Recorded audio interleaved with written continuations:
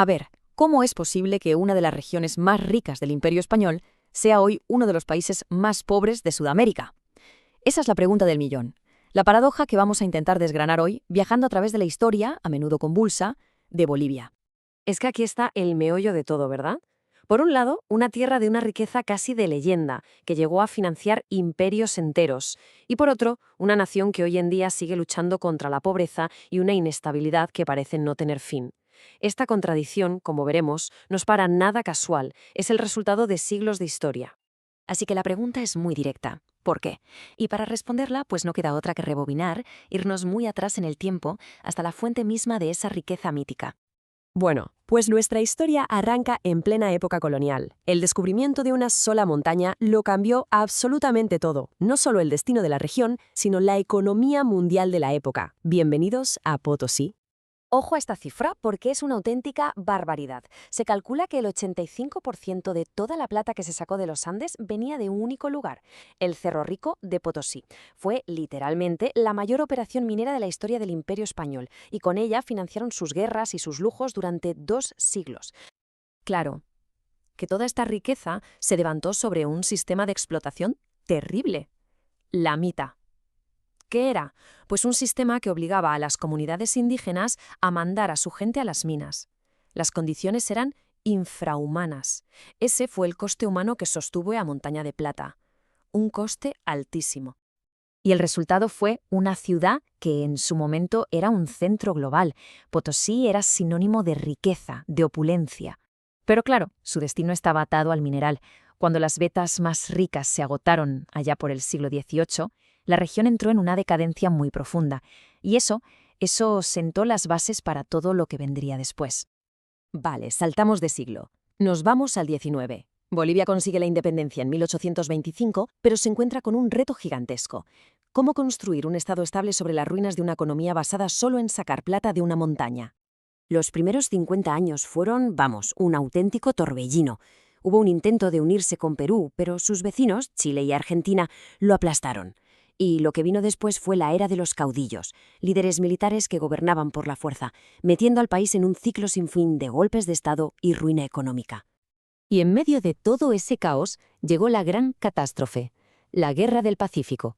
Empezó por una disputa sobre impuestos al salitre y acabó con Bolivia y Perú enfrentados a Chile. La derrota fue total y tuvo una consecuencia que dura hasta hoy. Bolivia perdió toda su costa, todo su acceso soberano al mar. Esta frase, que se le atribuye al héroe nacional Eduardo Alvaroa justo antes de morir en combate, se ha convertido en un símbolo de ese trauma. La pérdida del litoral es una herida que sigue abierta en Bolivia, es una cuestión de orgullo nacional. Y con esto, entramos en el siglo XX. El país seguía marcado por sus pérdidas, por la inestabilidad, pero otra guerra desastrosa estaba a punto de reventar por completo el viejo orden político y social y de abrirle la puerta a un cambio radical. La secuencia de hechos es como un efecto dominó. Primero, la derrota humillante contra Paraguay en la Guerra del Chaco. Eso fue la gota que colmó el vaso. La élite de siempre, la llamada rosca, quedó totalmente desacreditada. Y ese vacío lo llenaron nuevos movimientos, como el Movimiento Nacionalista Revolucionario, el MNR, que acabó tomando el poder por la fuerza. La Revolución del 52 fue un antes y un después. Se nacionalizó el estaño, que era la nueva riqueza del país, se hizo una reforma agraria gigantesca y, súper importante, se dio el voto a todo el mundo, incluidos los indígenas y analfabetos. Y ahora viene lo más curioso. Estados Unidos, que tenía pánico a una revolución comunista, decidió apoyar con dinero a este gobierno nacionalista. Pero claro, el ciclo de inestabilidad boliviano estaba lejos de romperse. Las peleas internas en el Partido Revolucionario y el depender cada vez más de los militares acabó como casi siempre, en otro golpe de Estado, en el 64. Y eso abrió la puerta a casi 20 años de dictaduras militares. El capítulo revolucionario se cerraba con más represión. Bueno, y ahora damos un gran salto hasta el siglo XXI, un periodo que trajo un cambio histórico con la elección del primer presidente indígena de Bolivia, Evo Morales. Su llegada al poder significó que, por primera vez, los sectores de la población históricamente marginados tomaban las riendas. Y los resultados de esta etapa son fascinantes. Gracias al boom de los precios de las materias primas, la presidencia de Morales coincidió con el periodo de mayor crecimiento y estabilidad en décadas. El país se transformó y millones de personas salieron de la pobreza. El final llegó cuando Morales buscó un cuarto mandato. La Constitución lo prohibía, y de hecho la gente había votado que no en un referéndum. Las elecciones de 2019 estuvieron rodeadas de acusaciones de fraude, lo que provocó protestas masivas. Al final, con la sugerencia del ejército de que dimitiera, Morales renunció y se exilió. Y con todo esto llegamos al presente. La salida de Morales no trajo la calma, ni mucho menos. Más bien, reabrió viejas heridas y dejó al descubierto las profundas divisiones que todavía existen en la sociedad boliviana, ecos, una vez más, de su conflictivo pasado. El conflicto político actual en Bolivia ya no va solo de izquierdas y derechas. Es algo más profundo.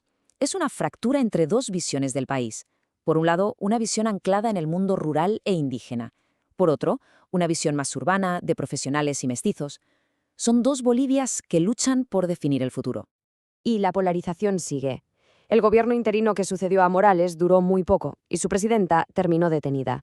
Y ahora la lucha de poder es incluso dentro del partido de gobierno, entre el presidente actual y el propio Evo Morales.